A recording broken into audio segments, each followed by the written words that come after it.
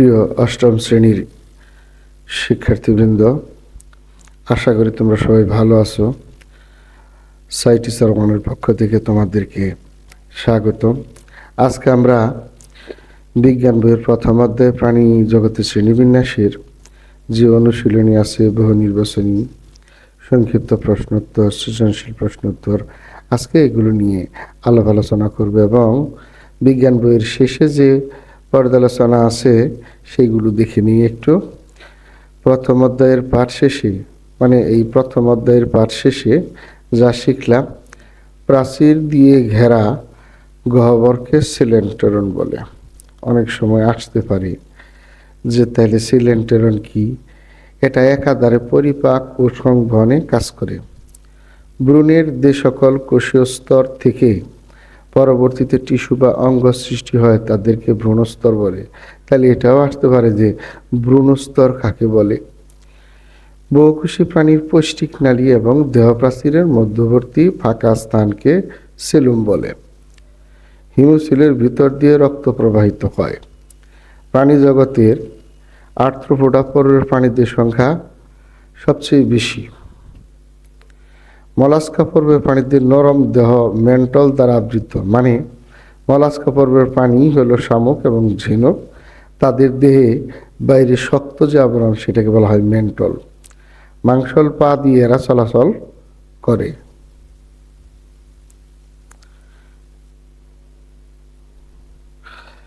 যে সমস্ত প্রাণীকে এদের দেহের কেন্দ্রীয় অক্ষ বরাবর একাধিকবার সমান দুই অংশে ভাগ করা যায় তাদেরকে অরীয় প্রতিসম প্রাণী বলে। যেমন তারা মাছ, তোমরা বিষয়টা বুঝো নাই। ধরো এটা আমি একটা তারা মাছ আমি অঙ্কন করি, অর্থাৎ তারা অঙ্কন করি, ধরে নাও এটাই তারা মাছের মতো। এই তো এটাকে আমি সরাসরি এই ভাগে ভাগ করলাম, এই একটা ভাগে ভাগ করলাম, তাহলে এই একটা এইভাবেও ভাগ করলাম, তাও দুইটা। যদি এইভাবেও ভাগ করি তাও এই পাশে ফের দুইটা, অথবা যদি এইভাবে ভাগ করি তাও দুইটা, এই পাশে এই পাশে এইটা, অর্থাৎ চতুর্দিক দিয়ে ভাগ করলে দুটো অংশ পাওয়া যায়। সেটা হলো কি? অরীয় প্রতিসম। যেমন তারা মাছ। করডাটা প্রাণী দেহের একটি পর্ব, করডাটা প্রাণী জগতের একটি পর্ব। এই পর্বের প্রাণীদের নোটোকর্ড, স্নায়ুরজ্জ ও গলবিলীয় ফলকা ছিদ্র আছে এবং এরা কর্ডেট নামে পরিচিত। ভার্টিব্রাটা উন্নত প্রাণী, এদের নোটোকর্ড শুধু, এটা শত্রু হবে না, এটা শুধু হবে। দেখেছিলাম ঠিক করার জন্য মনে নাই। এদের নোটোকর্ড শুধু কশেরোকা যুক্ত মেরুদণ্ডে পরিণত হয়। এই নোটোকর্ডটা পরবর্তীতে কশেরোকা মেরুদণ্ড, যেমন আমাদের দেহের যে মেরুদণ্ডটা আছে সেই মেরুদণ্ডটা জীবনে কোনো একটা সময় নোটোকর্ড ছিল, পরবর্তীতে সেটা কিসে পরিণত হয়েছে? পরবর্তীতে সেটা পরিণত হয়েছে মেরুদণ্ডে। সেই কথাটাই বলছে। স্নায়ুরজ্জুর সম্মুখ প্রান্ত স্ফীত হয়ে মস্তিষ্কে পরিণত হয়। যেমন আমাদের এই মেরুরজ্জুর অগ্রপ্রান্ত মস্তিষ্কে পরিণত হয়েছে। মস্তিষ্ক কোরটির মধ্যে সুরক্ষিত থাকে। কোরটি হলো মাথার খুলি, যে মাথার যে হাড়ের ভিতরে মস্তিষ্ক সুরক্ষিত থাকে সেটাকে বলা হয় কোরটি। জলজ ভার্টিব্রাটা ফলকার সাহায্যে, জলজ ভার্টিব্রাটা যে সকল জলের প্রাণীদের মেরুদণ্ড থাকে তাদেরকে বলা হয় জলজ ভার্টিব্রাটা। আর দ্বারা স্থলে, আমরা যারা ডাঙায় বসবাস করি, আমরা ফুসফুসের সাহায্যে শ্বাসকষ্ট চালাই। ক্ষতিকর পোকাদের পেস্ট বলে। ক্ষতিকর পোকা যেগুলো আছে তাদেরকে বলা হয় পেস্ট। অনেক সময় আসলে পেস্ট কি, সোজা উত্তর দিবে ক্ষতিকর পোকাদের পেস্ট বলা হয়। এবার আসো দেখি অনুশীলনীর মধ্যে আসছে সর্বপ্রথম শূন্যস্থান পূরণ। যকৃৎকৃমি রেচন অঙ্গ। যকৃৎকৃমির রেচন অঙ্গ হলো শিখা অঙ্গ। চিংড়ির রক্তপূর্ণ গহ্বরকে হিমোসিল বলে। দেশ পেশিবহুল পা দিয়ে চলাচল করে। শামুক পেশিবহুল পা দিয়ে চলাচল করে। দেশ উপপর্বের প্রাণীরা মেরুদণ্ডী। ভার্টিব্রাটা উপপর্বের প্রাণীরা মেরুদণ্ডী। ইউরোকর্ডাটা উপপর্বের প্রাণীদের লেজে নটোকর্ড থাকে। তাইলে আমরা এটা দেখলাম, এটা তোমরা মনে রাখতে পারবে আশা রাখি। এবার আসো দেখি সংক্ষিপ্ত প্রশ্নের উত্তর। কোনো প্রাণীর দ্বিপদ নামে অর্থাৎ কয়টি অংশ থাকে? অর্থাৎ একটা প্রাণীর দ্বিপদ নামের কয়টি অংশ থাকে? 2টি অংশ থাকে। এই অংশগুলো কি কি? গণ এবং প্রজাতি। মানুষের বৈজ্ঞানিক নাম কি? মানুষের বৈজ্ঞানিক নাম হোমো সেপিয়েন্স। তোমার তেনাদানা 5টি আর্থ্রোপোডা প্রাণীর নাম, মানে আর্থ্রোপোডা প্রাণীর নাম: চিংড়ি আর্থ্রোপোডা পড়বে, কাঁকড়া, মৌমাছি, আরশোলা, প্রজাপতি। তোমরা আরও পরিবেশে দেখতে পারো এবং সেগুলো লিখতে পারো। চিংড়ি কোন পর্বের প্রাণী? চিংড়ি আর্থ্রোপোডা পর্বের প্রাণী। এদের বৈশিষ্ট্যগুলো কি কি? তার মানে আর্থ্রোপোডা পর্বের বৈশিষ্ট্যটা কি হবে?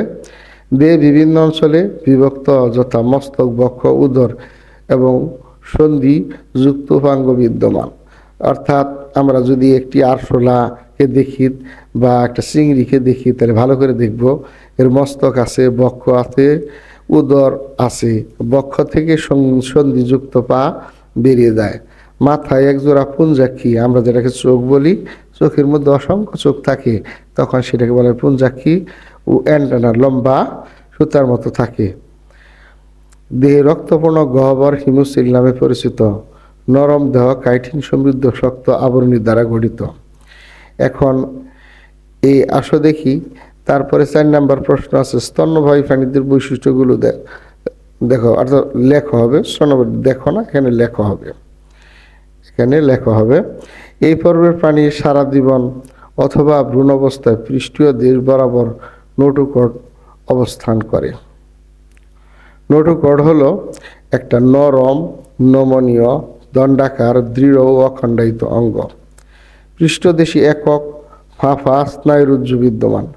সারা জীবন অথবা জীবনচক্রের কোনো এক পর্যায়ে পার্শ্বিক গলবিলীয় ফুলকাসিত থাকে। ইউরোকর্ডাটার বৈশিষ্ট্যগুলো কি কি? সাধারণ বৈশিষ্ট্য হলো প্রাথমিক অবস্থায় ফুলকারন্ধ্র, পৃষ্ঠীয় ফাঁপা স্নায়ুরজ্জু থাকে। শুধুমাত্র লার্ভা দশায় এদের লেজে নোটোকর্ড থাকে। উদাহরণ অ্যাসিডিয়া। তারপরে আসো দেখি বহু নির্বাচনী প্রশ্ন, যেটা তোমাদের বইয়ের মধ্যে দেওয়া আছে। কোনটি মলাস্কা পর্বের প্রাণী? আমরা জানি মলাস্কা পর্বের প্রাণী হলো শামুক, ঝিনুক। তাহলে এখানে কাঁকড়া হলো আর্থ্রোপোডা পর্বের, জুক হলো অ্যানেলিডা পর্বের প্রাণী, তারা মাছ হলো তোমার অ্যাস্টারিয়াস রুবেন্স, তারা মাছ। তারপরে আছে কি ঝিনুক, তাহলে আমরা বলছিলাম কি শামুক এবং ঝিনুক। তারা মাছ হলো একাইনোডার্মাটা পর্বের প্রাণী। তাহলে ঝিনুক হলো, এই ঝিনুকটা হলো মলাস্কা পর্বের। স্কাইপা ও হাইড্রা উভয়েই দ্বিস্তরী। হাইড্রা দ্বিস্তরী, 2টা ভ্রূণীয় স্তর আছে, কিন্তু স্কাইপা দ্বিস্তরী নয়। তাহলে এটা হবে না। এরা উভয়ই বহুকোষী, সুগঠিত, তন্ত্রবিহীন, এদের তন্ত্র নাই, সুতরাং এটা হবে গ উত্তর। তারপরে আসো দেখি এম যে এটা বলছে প্রাণীর ডানা এবং হিমোসিল নামক দেহগহ্বর থাকে। তাহলে আমরা জানি যে আর্থ্রোপোডা পর্বের প্রাণীদের ডানা আছে, উঠতে পারে, যেমন আরশোলা উঠতে পারে, উইপোকা উঠতে পারে। সুতরাং এটা হলো আর্থ্রোপোডা পর্বের প্রাণী। এনে বুঝাইছে প্রাণীর পালক এবং ফুসফুসের সাথে বায়ুথলি থাকে। তাহলে পাখির কিন্তু ফুসফুসের সাথে বায়ুথলি থাকে। ওড়ার সময় বায়ুথলি বায়ু ভর্তি করে উড়াল দিলে তখন নিজেকে হালকা অনুভব করে। উঠতে বুঝেছে প্রাণী ডিম পারে, শীতল রক্তবিষ্ট মাছ। তারপরে পিতে বুঝেছে প্রাণীর আইস এবং যুগ্ম পাখনা আছে, মাছ। তাহলে দেখো দেখি এখানে শখের কোন প্রাণীটি অমেরুদণ্ডী? আমরা দেখতেছি এই পাখি এটা মেরুদণ্ডী, মাছও মেরুদণ্ডী। যদি এটা হয়ে থাকে, ধরে নাও সাপ হয়, সাপের কথা, সাপ ডিম পারে, শীতল রক্তবিষ্ট, তাও ঠিক আছে, তাও মেরুদণ্ড আছে, মাছের মেরুদণ্ড আছে, কিন্তু আর্থ্রোপোডা পর্বের প্রাণীদের মেরুদণ্ড নাই। তাইলে শখের কোন প্রাণীটি অমেরুদণ্ডী? তাইলে আসলো ক। উঠতে পারে কি? উঠতে পারে হলো এম এন। এই উইপোকা উঠতে পারে, আরশোলা উঠতে পারে, পাখি উঠতে পারে, তাহলে এম আর এন হলো উত্তর, এম আর এন, এখানে যদি ক হবে উত্তর। তাহলে গেল আমাদের এই আপাতত অবজেক্টিভের উত্তর। এবার আসো সৃজনশীল প্রশ্ন সম্পর্কে আমরা একটু বলবো। সৃজনশীল প্রশ্নে কি কি আছে? সৃজনশীল প্রশ্নে আছে আমরা যে দেখব, বলছে শ্রেণীবিন্যাস কি। তাহলে এই ক্ষেত্রে আমাদের সুন্দর করে একটা উত্তর দিতে পারি শ্রেণীবিন্যাস কি। তাহলে উত্তর আমরা বলতে পারি যে বিশাল জীবজগৎকে চেনা জানার জন্য এদের বৈশিষ্ট্য অনুযায়ী বিভিন্ন স্তর বা ধাপে ধাপে সাজানো হয় বা বিন্যস্ত করা হয়, এই পদ্ধতিকেই শ্রেণীবিন্যাস বলা হয়। অর্থাৎ বিশাল বৈচিত্র্যময় জীব জগৎকে আমরা তাদের বৈশিষ্ট্য অনুযায়ী ধাপে ধাপে বিন্যস্ত করি, এই ধাপে ধাপে বিন্যস্ত করাই হলো শ্রেণীবিন্যাস। তারপরে বলছে কি, বৈজ্ঞানিক নাম বলতে কি বোঝায়? বৈজ্ঞানিক নাম বলতে আন্তর্জাতিকভাবে কিছু সুনির্দিষ্ট নিয়ম নীতি মেনে চলে প্রত্যেকটা প্রাণী বা জীবের নামকরণ করা হয়। এই নামের দুইটি অংশ থাকে, একটা গণ এবং প্রজাতি। এই গণ প্রজাতি সম্বলিত নামই হলো বৈজ্ঞানিক নাম বা দ্বিপদ নাম। তারপরে দেখো, পি প্রাণীটি কোন শ্রেণীর? পি মানে এখানে হলো ঘাস ফড়িং। তাহলে ঘাস ফড়িং যেহেতু আমরা জানি যে এদেরকে দেহকে তিনটা ভাগে ভাগ করতে, মস্তক, বক্ষ, উদর, সন্ধিপতি পা আছে, সুতরাং এটি এলো আর্থ্রোপোডা প্রাণী। আর্থ্রোপোডা প্রাণী মানে এই ক্ষেত্রে তুমি আর্থ্রোপোডা প্রাণী বলে আর্থ্রোপোডা পর্বের বৈশিষ্ট্যগুলো উল্লেখ করবে। প্রাণীর দুটি ভিন্ন শ্রেণীতে থাকার কারণ বিশ্লেষণ করো। তাহলে এই ক্ষেত্রে প্রাণীর দুটিকে ভিন্ন শ্রেণীতে থাকার কারণ, একটা হলো পি প্রাণীটা হলো আর্থ্রোপোডা পর্বের, কিউ প্রাণীটি হলো তোমার করডাটা পর্বের পক্ষীকুল, পক্ষী শ্রেণী বা পাখি শ্রেণী অ্যাবিস। তো এই ক্ষেত্রে দুইটার বৈশিষ্ট্য যখন আমরা আলাপ আলোচনা পর্যালোচনা করব, তখনই কিন্তু আলাদা আলাদা ভিন্ন জাতের হয়ে যাবে। যদিও এরা উঠতে পারে, তথাপিও এদের বৈশিষ্ট্য, মূল বৈশিষ্ট্য এবং পর্ব অনুযায়ী এরা কিন্তু সম্পূর্ণ ভিন্ন। অর্থাৎ ভিন্ন করতে চাইলে তুমি অবশ্যই আর্থ্রোপোডা পর্বের বৈশিষ্ট্য লিখবে এবং ওই করডাটা পর্বের পক্ষীকুলের যে শ্রেণী সেই বৈশিষ্ট্যটা লিখলেই এই দুইটার মধ্যে ঠিক তুমি পার্থক্য বিশ্লেষণ করা হবে তোমার। এখন আসো দেখি 2 নম্বরের প্রশ্ন। রাহাতের গায়ে মশার কামড় দেওয়ার মাত্র সে এটিকে হাত চাপা দিয়ে ধরে ফেললো, মানে মশা ধরে ফেলছে। একটি ম্যাগনিফাইং গ্লাস দিয়ে সে এর উপাঙ্গ, চক্ষু, দেহাবরণ পর্যবেক্ষণ করলো। পরবর্তীতে সে তার পাঠ্যপুস্তকের জ্ঞানের আলোকে এটিকে শ্রেণীগত অবস্থান বোঝার চেষ্টা করলো। তাহলে বলছে ফিতাকৃমি কোন পর্বের প্রাণী? আমরা জানি ফিতাকৃমি হলো চ্যাপ্টা, যেহেতু এটা প্লাটিহেলমিনথিস পর্বের প্রাণী। মানবদেহে নোটোকর্ডের অবস্থান ব্যাখ্যা করো। বলছে যে মানবদেহে নোটোকর্ডের অবস্থান কি? নোটোকর্ড হলো একটা নরম নমনীয় দণ্ডাকার অখণ্ডায়িত অঙ্গ।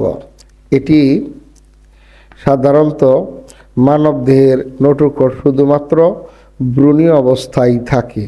অর্থাৎ মানবদেহে মাতৃগর্ভে যখন ভ্রূণ তৈরি হয় জন্ম নেওয়ার সময়, ওই সময়ই কিন্তু পৃষ্ঠরেখা বরাবর অবস্থান করে এবং পূর্ণাঙ্গ অবস্থায় এই নোটোকর্ডটি খণ্ডে খণ্ডে বিভক্ত হয়ে আমাদের মেরুদণ্ড তৈরি করে। রাহাতের পর্যবেক্ষণের আলোকে প্রাণীটির শ্রেণীগত অবস্থান ব্যাখ্যা করো।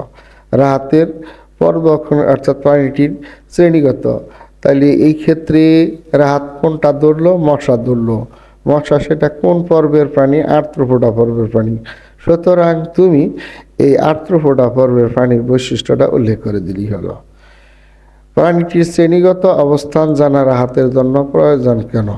হ্যাঁ, এটা একটা প্রশ্ন। প্রাণীতে শ্রেণীবিন্যাস করার জন্য রাহাতের প্রয়োজন কেন? অর্থাৎ পৃথিবীতে তো নানা ধরনের প্রাণী আছে, সেই প্রাণীগুলো কোনোটা উপকারী কোনোটা অপকারী, মানে ক্ষতিকর। এখন যেহেতু মশাটাকে সে জানার জন্য খুবই আগ্রহী হয়েছে এবং সেই ক্ষেত্রে তাকে শ্রেণীবিন্যাসের মধ্যে ফেললে আর্থ্রোপোডা পর্বের যে ক্ষতিকর প্রাণীগুলো আছে তার মধ্যে পড়বে, এবং এটাকে আইডেন্টিফাই করতে পারলে বোঝা যাবে এটার জন্ম কোথায় হয়, কোথায় বসবাস করে, এটা কি কি ক্ষতি করে, এটা কি কি রোগ জীবাণু ছড়ায়, এবং একে কিভাবে নিধন করা যায়। এই জন্যই তার এই বিষয়টা জানা খুবই প্রয়োজন। তো যাই হোক, নিজে করো, তুমি তোমার পরিবেশ থেকে কয়েকটি মেরুদণ্ড প্রাণী সংগ্রহ করো এবং এদের বৈশিষ্ট্য লিপিবদ্ধ করো। এটা দেখে তুমি করতে পারবে কেঁচু, চিংড়ি, ঘাসফড়িং, শামুক, ঝিনুক, দুয়েল, রুই মাছ কোন পর্বের প্রাণী। আমরা কেঁচু দেখলাম এলিরিডা পর্বের প্রাণী, চিংড়ি আর্থ্রোপোডা পর্বের প্রাণী, ঘাস আর্থ্রোপোডা পর্বের প্রাণী, শামুক মলাস্কা পর্বের প্রাণী, ঝিনুক মলাস্কা পর্বের প্রাণী, দুয়েল কর্ডাটা পর্বের প্রাণী, রুই মাছ কর্ডাটা পর্বের প্রাণী। এদের শনাক্তকারী বৈশিষ্ট্যগুলো উল্লেখ করো, অর্থাৎ এর যে যে পর্বগুলো বললাম সেই শনাক্তকারী বৈশিষ্ট্যগুলো তুমি লিখে ফেলবে। তো প্রিয় শিক্ষার্থী বন্ধুরা, তো আজ এই পর্যন্তই। এই প্রশ্নের সৃজনশীল প্রশ্নের উত্তর দিয়েই আজকে আমরা প্রথম অধ্যায় শেষ করলাম। পরবর্তী অধ্যায়ের ভিডিও দেখার আমন্ত্রণ জানিয়ে আজ এখানেই রাখছি। সে পর্যন্ত তোমরা সবাই ভালো থাকো, সুস্থ থাকো। আল্লাহ হাফেজ।